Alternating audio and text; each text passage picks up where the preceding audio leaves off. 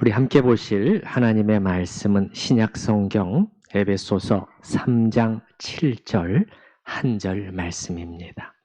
이 복음을 위하여 그의 능력이 역사하시는 대로 내게 주신 하나님의 은혜의 선물을 따라 내가 일꾼이 되었노라. 아멘. 에베소 3장을 읽어나가는데 7절 맨 뒷부분에 이 표현이 들어왔어요. 일꾼이 되었노라. 우리 한번 따라서 해보실까요? 일꾼이 되었노라. 내가, 사도는 내가 일꾼이 되었노라. 뭔가 당당함이 느껴지지요. 그 골로새서 1장 23절에도 유사한 표현이 있는데요. 이 복음은 천하 만민에게 전파된 바요. 나 바울은 이 복음의 일꾼이 되었노라. 지금 감옥 속에 있으면서 자신의 이런 선택에 대해서 사도는 뭔가 후회하고 있는 그런 뭐가 있을까요? 전혀 그런 분위기가 아니죠. 사실 저는 생각을 해봅니다. 사도가 이 길, 주님의 일꾼됨의 길을 선택하지 않았더라면 정말 그의 인생은 정말 많이 달라졌을 거예요. 정말 많이 달랐을 것이에요. 다메섹에서 주님을 만났고 이 사역으로의 이제 부르심을 받았죠. 그래서 내가 일꾼이 되었노라 이렇게 말하는 것인데, 그렇다고 해도 슬그머니 외면할 수 있었고요. 그리고 현실에 안주할 수도 있었어요. 그렇게 했더라면은 상당히 편했을 것입니다.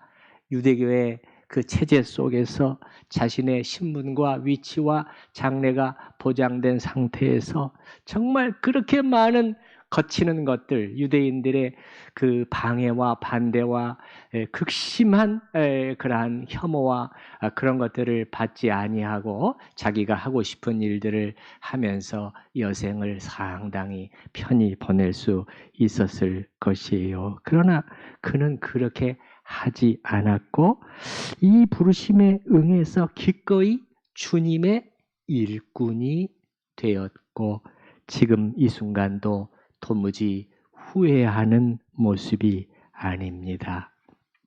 내가 일꾼이 되었노라. 이 말 속에는 오히려 강한 자부심과 긍지 같은 것이 또한 느껴집니다. 이 주님의 일꾼됨이 무엇이기에 그는 이런 마음가짐으로 살아갈 수 있었는가? 일꾼이란 어떤 자이며 이 일꾼에게 요구되는 자세는 또 어떤 것인가?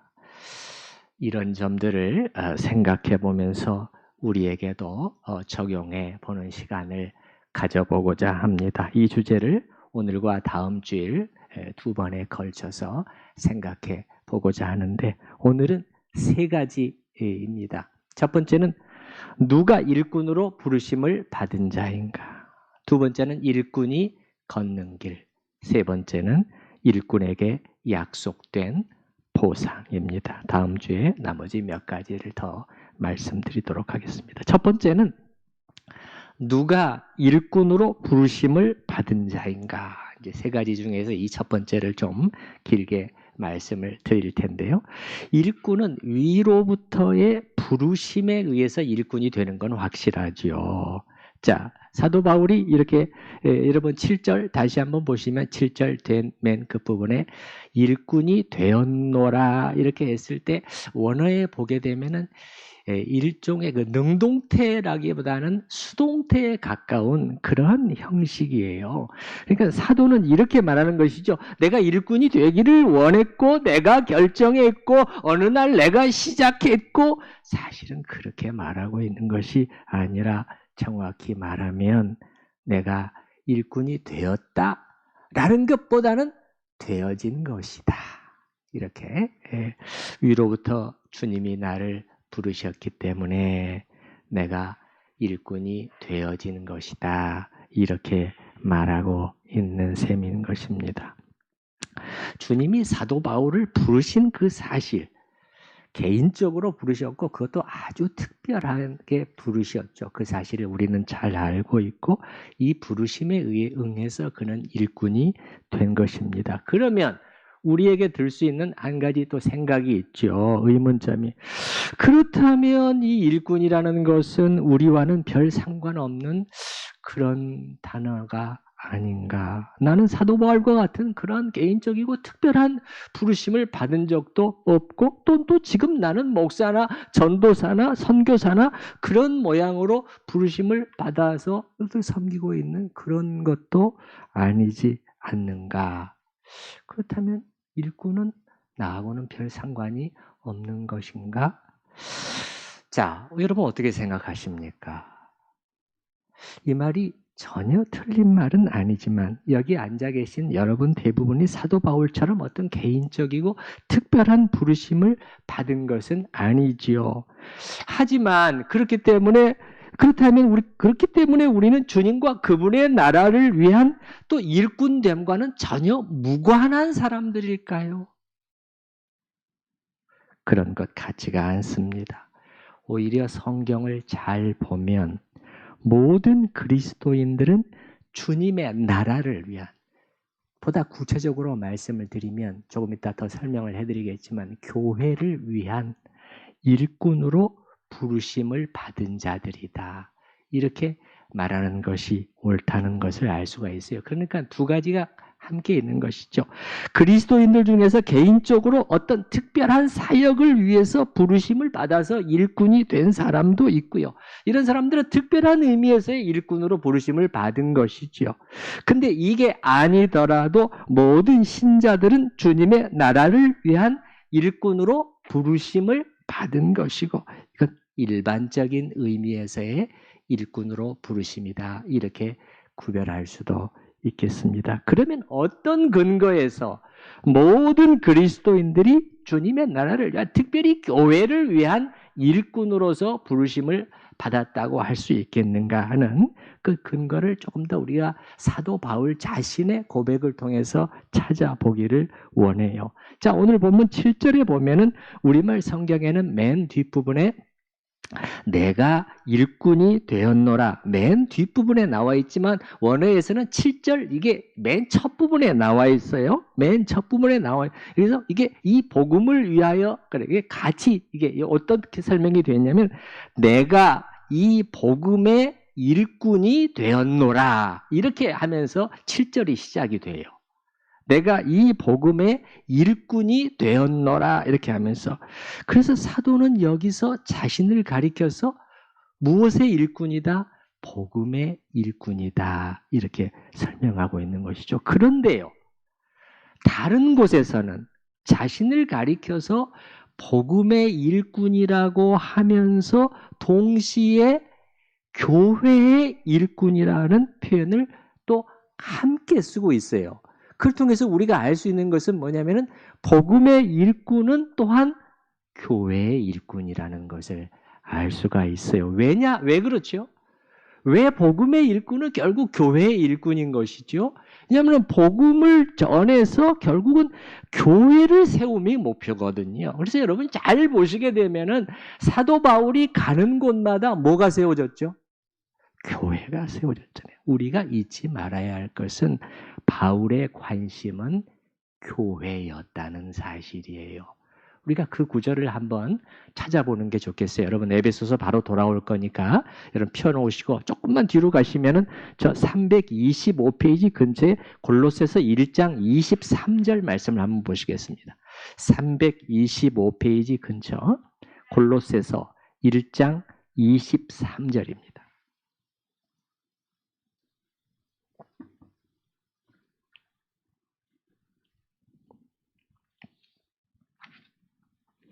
골로새서 1장 23절.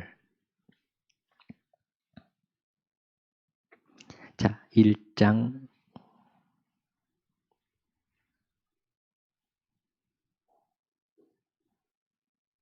네, 찾으셨습니까? 우리 골로새서 1장 23절 말씀 우리 한 목소리로 같이 읽어보십시다. 만일 너희가 믿음에 거하고 터 위에 굳게 서서 너희 들은 바 복음의 소망에서 흔들리지 아니하면 그리하리라. 이 복음은 천하 만민에게 전파된 바요. 나 바울은 이 복음의 일꾼이 되었노라. 여기서도 복음의 일꾼이라고 말하고 있지요. 그리고서는 그 다음에 바로 교회가 언급이 되기 시작해요. 20절을 한번 보십시다. 24절. 나는 이제 너희를 위하여 받는 괴로움을 기뻐하고 그리스도의 남은 고난을 그의 몸된 무엇을 위하여? 교회를 위하여 내 육체에 채우노라 하면서 25절에 보시게 되면은 교회의 일꾼이라는 거예요. 또 자기 자신을. 바로 앞에서는 복음의 일꾼이라고 했는데 복음의 일꾼은 곧 25절에 교회의 일꾼이라는 거예요. 내가 교회의 일꾼 된 것은 하나님이 너희를 위하여 내게 주신 직분을 따라 하나님의 말씀을 이루려 함이니라. 복음의 일꾼과 교회의 일꾼이 다르지 않다는 것을 우리는 알 수 있는 것이죠. 다시 말씀드립니다마는 여러분 바울의 관심은 끊임없이 교회에 가 있었어요. 오늘 본문으로 돌아와 볼까요? 오늘 본문으로 다시 돌아와 보십시다. 에베소서 3장으로 돌아와 보십시다. 여기 보게 되면 7절 오늘 본문은 아니지만은요. 저 뒤로 이렇게 10절에 가보시게 되면 10절에 가보시게 되면 다시 또 교회가 나오고 있잖아요. 이는 이제 교회로 말미암아 7절에 내가 일꾼이 되었노라. 복음의 일꾼이 되었노라고 하지만은 사도는 다시 교회를 말하고 있죠. 그 앞에 보면은요. 8절, 9절 뭐 이런 데 보게 되면은요. 사도 바울이 그냥 오직 복음 막 복음 전하는 것만을 생각하는 것처럼도 느껴질 수 있겠어요. 한번 6절 보십시다. 여러분 6절부터 한번 보십시다. 6절에 보면 이는 이방인들이 복음으로 말미암아 그리스도 예수 안에서 복음이죠. 복음으로 말미암아 7절에 이 복음을 위하여 맨 뒤에 내가 일꾼이 되었노라. 이 복음을 위하여 8절에도 중간 정도에 보시게 되면 측량할 수 없는 그리스도의 풍성함을 이방인에게 전하게 하시고 이 그리스도의 복음을 전하는 것이 목표라는 것이죠. 그런데 이렇게 하는 목적이 드디어 10절에서 나타나는 거예요. 이렇게 하는 목적이 뭐냐는 거예요. 이렇게 하는 목적은 교회를 세우고 교회를 건강하게 하고 교회를 자라게 하는 거예요. 10절에 보시게 되면 이는 이제 교회로 말미암아 교회를 통하여요. 교회를 통하여 하늘에 있는 통치자들과 권세들에게 하나님의 각종 지혜를 알게 하려 하심이니 교회를 통해서 드러내고자 하십니다. 이게 하나님의 중요한 목적이라는 거예요. 그런데 여러분, 바울이 이렇게 교회를 말하잖아요. 이렇게 말할 때 교회는 단지 어떤 추상적인 교회가 아니었어요. 이 점을 제가 잠깐 좀 자세히 말씀을 드리고 싶은 내용인데 물론 사도가 교회를 말할 때 어떤 하나의 전체적인 교회도 염두에 두었을 것이에요. 신학적으로 설명하면 그리스도의 신부로서 완성되어가는 하나의 우주적인 교회가 있죠. 사도는 분명히 그것을 염두에 두고 있었을 것입니다. 그렇지만 사도 바울의 관심과 사랑과 헌신은 항상 구체적인 지역교회와 그 신자들을 향해서 표현되었습니다. 예를 들어서 고린도후서 11장에 그분은 이렇게 말합니다. 이외의 일은 고사하고 아직도 날마다 내 속에 눌리는 일이 있으니 곧 모든 교회를 위하여 염려하는 것이라. 누가 약하면 내가 약하지 아니하며 누가 실족하게 되면 내가 애타지 아니하더냐. 누가 약하면 누가 실족하면 구체적인 누구누구예요. 구체적인 누구누구라는 것을 우리가 생각을 해야 됩니다. 그리고 우리가 알다시피 사도 바울은 각 지역 교회와 성도들을 위한 긴 기도 제목들을 가지고 있었습니다. 여러분, 이렇게도 실제적이고도 구체적이에요. 요즘 교회가 자꾸 약해지고 여러 가지 문제가 생기고 하니까 소위 가난한 성도들이다. 그래서 교회에는 안 나가지만 자신의 정체성을 기독교인으로 규정하는 그러한 사람들이 이제 늘어나고 있다고 하지요. 그런 분들은 혹시라도 이렇게 생각하고 말할지 모르겠어요. 그분들의 마음속에 난 전체적인 하나님의 교회를 사랑해. 그러나 어떤 한 구체적인 교회와는 함께하지 않겠어. 내가 그렇게 사랑할 수 있는 교회는 이 땅엔 없어. 이걸 사도 바울이 듣는다면 무슨 말이냐고 당장 책망이 내려질 것입니다. 여러분, 교회 사랑은 추상적인 것이 아니고요. 실제적이고 구체적인 것입니다.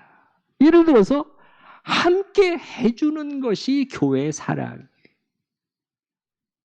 예배에 함께하고 성경 공부에 함께하고 기도회에 함께 나와서 함께 부르짖고 구역 모임에 함께하고 수련회에 함께하고 이런 자리에 같이 하지 않으면서 어떻게 주님의 교회를 사랑한다고 할 수 있을까요?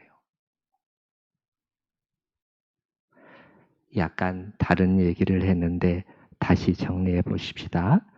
바울은 자신의 일꾼됨을 말하면서 자기 자신은 교회를 위한 교회의 일꾼이라고 그렇게 말하고 있다는 것이에요. 이 점을 우리에게 적용해 보자는 거죠. 이 점을 우리에게 적용해 보자는 거죠.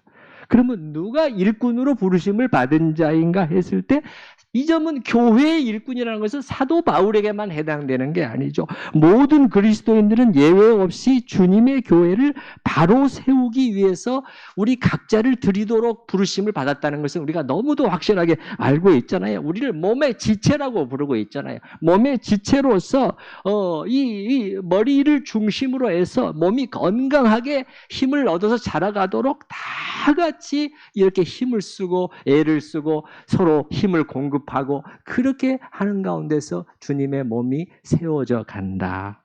우리가 모두가 그런 지체로서 부르심을 받은 것이 사실이니 이런 의미에서 개인적이고 특별한 의미에서의 어떤 사도 바울처럼 부르심을 받지는 않았다고 해도 모든 신자들은 교회를 위한 일꾼으로 부르심을 받은 자들이다. 신성한 부르심을 받은 자들이라는 것을 우리가 인식을 해야 하겠습니다. 그리고 모든 신자들이 다 해당되지만 특히 교회에서 직분을 받은 신자들이에요. 직분을 받은 신자들은 더욱더 그렇다는 일꾼으로의 부르심을 받은 것이 직분이랑 연결이 되고 있거든요. 왜냐하면 여러분 일꾼이라는 이 헬라어 단어를 생각을 해보게 되면요, 헬라어 일꾼이라는 이 단어가요 디아코노스예요. 디아코노스거든요. 직분이라는 단어는 디아코니아예요. 다 이 똑같은 어근에서 나온 말입니다.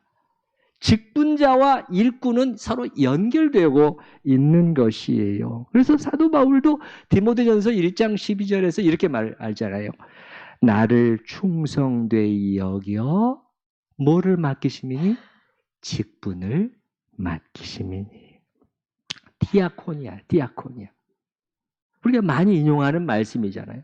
우리 자신에게도 적용하고 있잖아요. 하나님께서 내가 충성되지 못함에도 불구하고 나를 충성되이 여겨 이 일을, 이 직분을 교회 안에서 하나님께서 나에게 맡겨주셨구나. 여러분, 하나님께서 여러분에게 직분을, 디아코니아를 맡겨주셨다면 여러분을 일꾼, 디아코노스로 불러주신 것입니다. 예.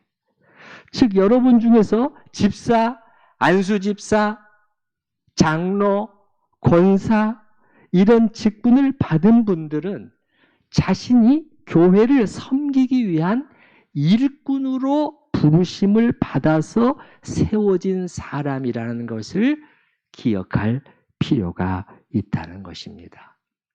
이것이 오늘 제가 말씀드리고자 하는 첫 번째인데요. 이 첫 번째 부르심 부분, 누가 일꾼으로 부르심을 받은 자인가를 조금 제가 자세히 설명드린 것은 이 부르심을 교회와의 관련성 속에서 우리가 이해할 필요가 있었기 때문입니다. 두 번째는 일꾼이 걷는 길인데요. 걷는 길인데요. 여러분, 우리가 이런 주님의 부르심에, 개인적인 부르심이든지 일반적인 부르심에 응해서, 기꺼이 응해서 자신을 일꾼으로서 주님과 그분의 나라를 위해서 내가 충성스럽게 드리며 나아가겠다, 이렇게 결정하고 나아가게 되면 어떤 일들이 생길까요? 매사에 형통함이 있고 사역의 열매들이 금방 맺히기 시작하고 사람들이 막 인정해주고 그 환영과 박수갈채가 있고 그럴까요? 사실은 그렇지가 않아요. 오히려 그 반대인 경우가 많습니다.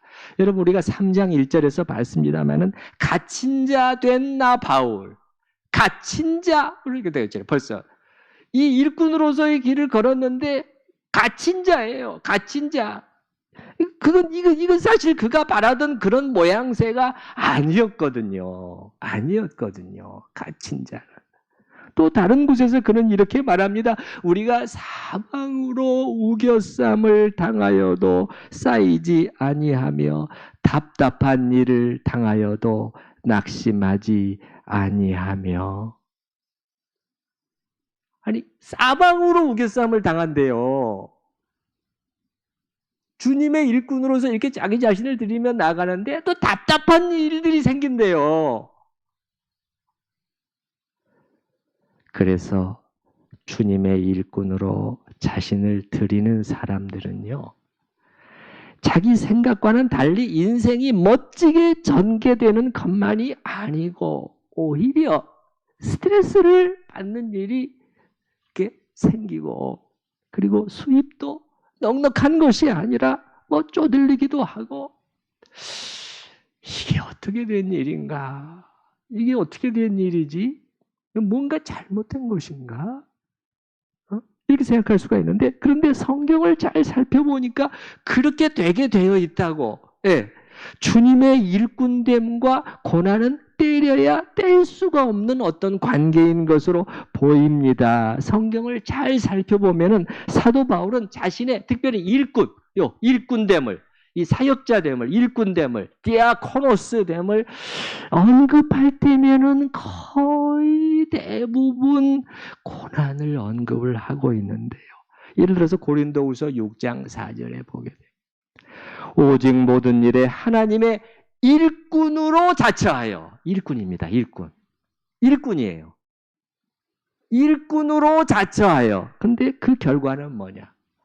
많이 견디는 것과 환난과 궁핍과 고난과 매맞음과 갇힘과 난동과. 자신을 진정한 하나님의 일꾼으로 드리며 나아갈 때 기다리고 있는 것은 멋있고 화려한 삶이 아니라는 것을 금방 알 수 있잖아요. 그렇죠? 그런데도 요즘 신학교 학생들, 앞으로의 미래의 목회를 준비하는 신학생들이 속으로 그리는 그림을 보면 뭔가 이상해요. 많은 경우에 이런 그림이에요.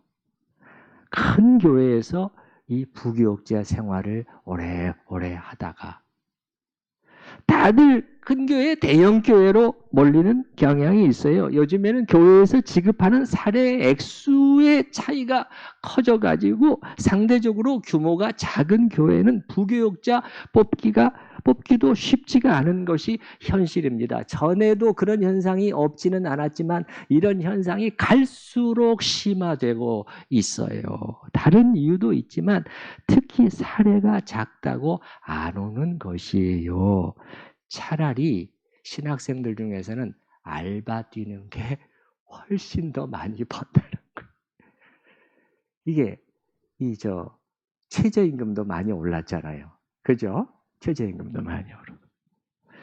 우리 교회 설교 자주 오시는 박혜영 목사님의 산오름 교회는 작년 등록 규모가 아니라 출석하는 규모가 130명 정도 되는 안정된 교회임에도 불구하고 작년 말부터 뽑았죠. 금년에 그 반전임, 하프타임 사역자가 이제 바뀌게 되어서 그거를 모집을 하고 계속 또 하고 했는데 결국 못 뽑았다고 들었어요. 없는 채로 지나가고 있어요. 그런데 이게 사례 액수와 무관치가 않다는 것이에요. 제가 액수를 들어보니까 우리 교회보다 오히려 높은 수준인데도 그렇게 되고 있다는 것이에요. 이게 작금의 현실이에요. 그래서 신학생들이 꿈꾸는 것이 이렇게 큰 교회에서 부교육자 생활을 이어가다가 전도사, 강도사, 부목사 이렇게 이어가다가 나이 한 40 전후 정도 되게 되면은 이 큰 교회 경력에 기대서 어떻게 청빙을 받아가지고 수월하게 담임 목회를 시작하게 되는 그런 그림이에요.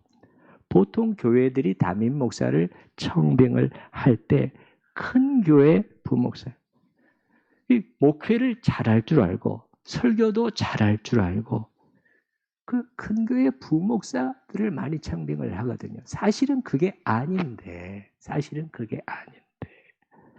그래서 많은 신학생들이 이런 그림을 그리고 있고 또 자기 동기들 중에서 이런 코스를 밟아서 순탄하게 나아가는 사람들을 은근히 부러워하고 그렇게 한단 말이죠.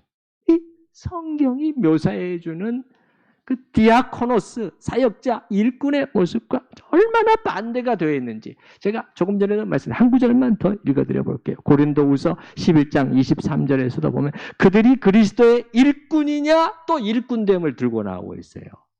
다른 얘기를 들고 나오는 그들이 그리스도의 일꾼이냐 정신없는 말을 하거니와 나는 더욱 그러하도다. 나는 더욱 일꾼이다는 거예요. 내가 진짜 일꾼이라는 거예요. 그러면서 뭐라고 말하냐면 내가 수고를 넘치도록 하고 옥에 갇히기도 더 많이 하고 매도 수없이 맞고 여러 번 죽을 뻔하였으니.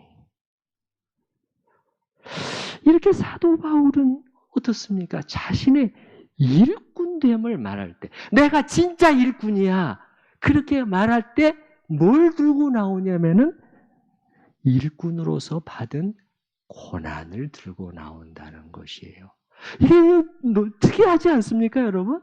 내가 일꾼으로서 어떤 그 열매를 맺었는가, 얼마나 많은 교회를 세웠는가, 얼마나 많은 사람들이 나를 이렇게 따라왔는가, 그 얘기를 하고 있지 않다는 것이에요.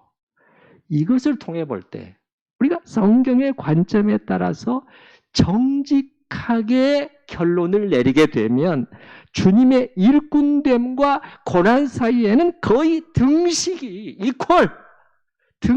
성립되어 있지 않나 생각될 정도라는 것입니다. 그렇기 때문에 여러분도 마찬가지예요.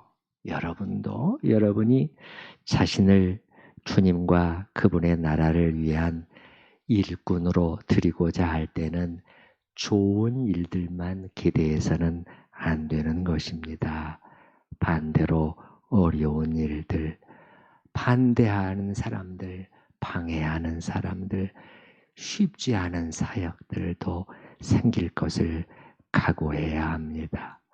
그리고 예상치 않는 어떤 힘들게 하는 일들이 왔을 때 그게 이상한 일, 일어나지 말았어야 할 일들이 일어난 것이라고 생각하면 된다? 안 된다?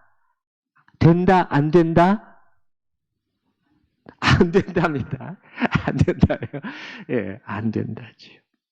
그래서 두 번째 일꾼이 걷는 길이고요. 세 번째 일꾼에게 약속된 보상인데요.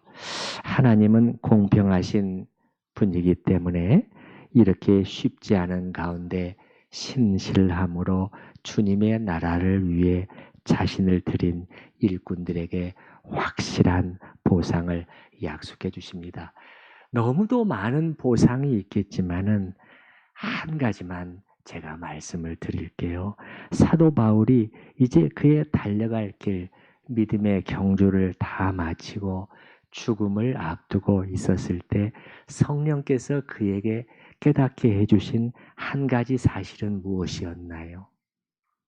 성령께서 그에게 깨닫게 해주신 한 가지 사실은 무엇이었나요? 디모데후서 4장 이제후로는 나를 위하여 의의 면류관이 예비되었으므로 이게 예비되어 있구나. 이게 예비되어 있구나. 놀라운 말이 아닐 수가 없어요. 어떻게 죽음이 코앞에 닥친 사람의 입에서 이러한 승리의 외침이 터져 나올 수 있는 것인지. 하나님이 공평하신 분이기 때문에 이게 가능한 것 같습니다. 바울이 자신의 입으로 말한 것처럼 자신은 교회의 일꾼으로서 그 교회를 위해 자신을 신실하게 드렸을 때 하나님께서는 의의 면류관이라고 하는 엄청난 보상을 마련해 놓고 계셨던 것입니다. 이 면류관은 왕관이잖아요. 즉 그 영광은 말할 수가 없겠죠. 말할 수가 없겠죠.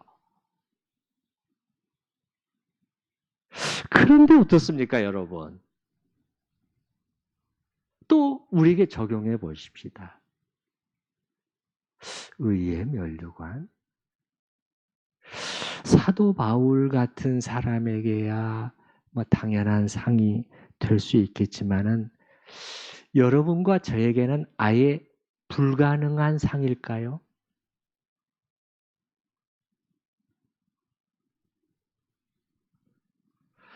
저와 여러분이 이 면류관은 나와는 전혀 상관없는 일이라고 미리 결론 짓고 단정 짓지 않으시기를 저는 바랍니다. 방금 이런 말씀을 디모데후서 4장 같은 이런 말씀을 대할 때 보통 우리의 반응은 뭐죠? 의의 면류관요? 아유 너무 거창해서. 물론 바라게 하죠. 하지만 나는 면류관은커녕 혼이나 안 났으면 좋겠어요. 그날. 이게 우리의 솔직한 마음 상태 아닐까요? 사실 저도 마찬가지였어요. 그런데 얼마 전에 이 말씀을 다시 읽어보면서 생각해보는 시간을 가졌는데 뭔가 제 안에서 제 느낌일 수도 있지만 성령께서 격려해 주시는 느낌을 받았어요. 아니야. 너에게도 불가능한 것만은 아니야. 약간 놀랐죠. 다시 잘 읽어보면 그 말씀을 다시 잘 읽어보면 사도 바울이 나뿐만 아니다 이렇게 말하고 있잖아요. 나뿐만 아니요 다른 그리스도인들도 얼마든지야 이렇게 말하고 있잖아요. 그렇죠? 제가 한번 8절 말씀 다시 읽어드려 볼게요. 이제후로는 나를 위하여 의의 면류관이 예비되었으므로 주 곧 의로우신 재판장이 그날에 내게 주실 것이며 내게만 아니라 주의 나타나심을 사모하는 모든 자에게 도니라. 바울은 나에게만이 아니야. 어떤 특별한 사람들에게만이 아니야. 제가 이 말씀을 다시 읽으면서 느낀 것은 이 면류관이 우리에게 아주 멀기만 한 것은 아니라는 거예요. 조금만 우리 마음을 다잡으면 이제라도 삶의 방향을 이쪽으로 틀고 영원한 것들을 위해서 우리가 가진 것들을 투자하기 시작한다면 그리고 여러분, 우리 안에 계신 성령 하나님께서는 우리가 그렇게 결단하기를 얼마나 원하실까요?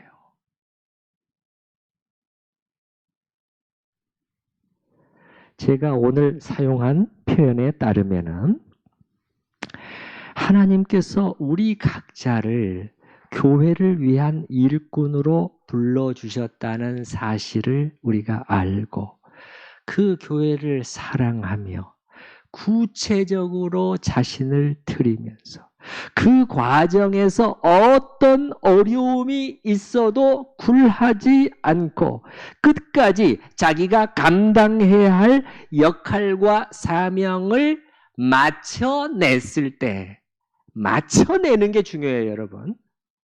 끝까지가 중요한 것이에요. 사도 바울이 뭐라고 말했죠?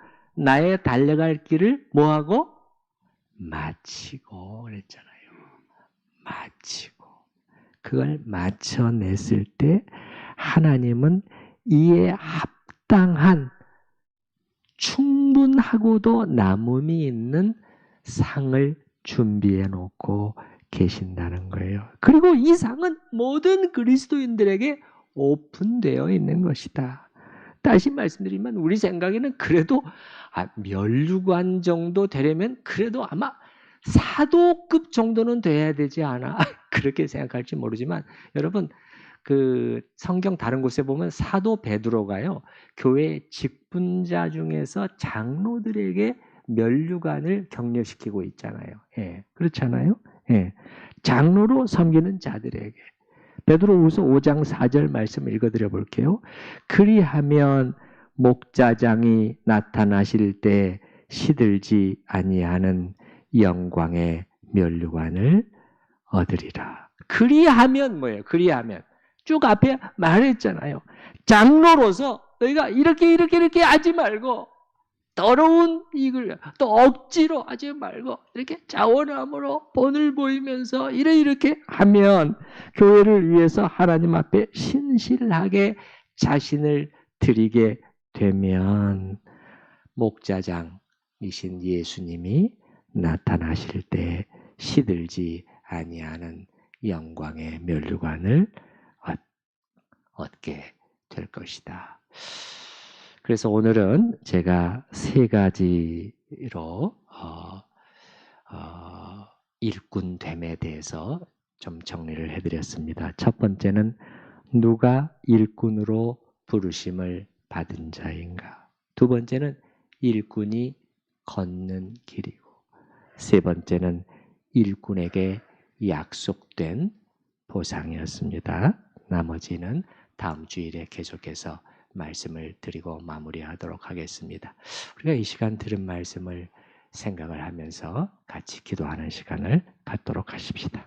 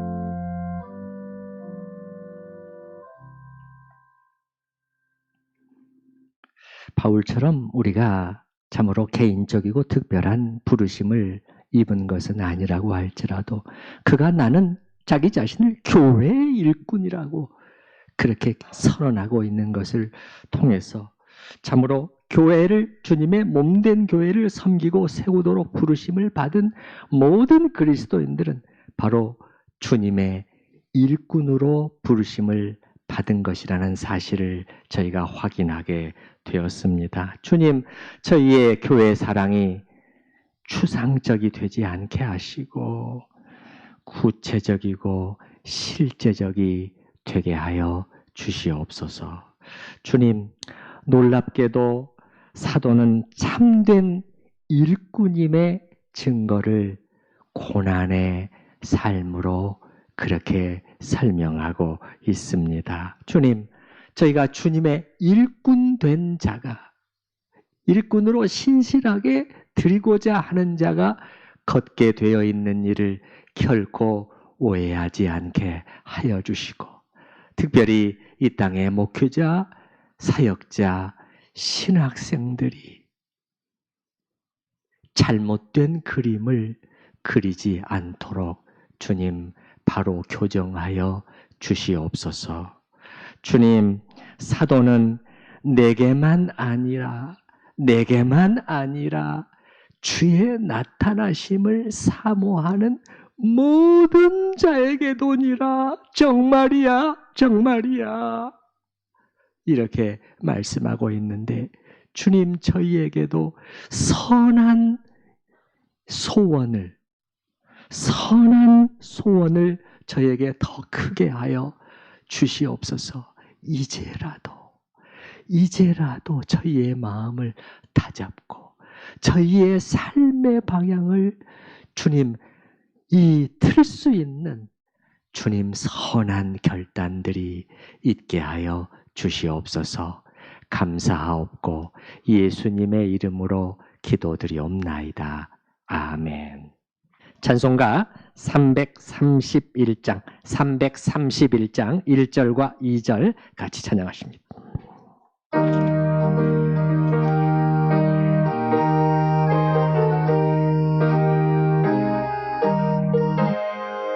조금만 빨리. 영광을 받으신 마녀의 조여, 우리가 명령을 따르리라. 베푸신 은혜를 감사히 알고 진실한 마음으로 섬기겠네. 주의 은혜 주시는 대로 영원히 받들어 섬기겠네. 찬송하겠네.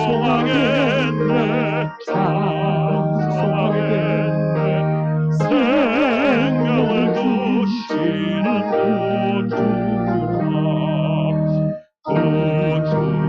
높이고 잘 공경하여 오류한 마음으로 섬기리라. 주 예수 안에서 즐거워하며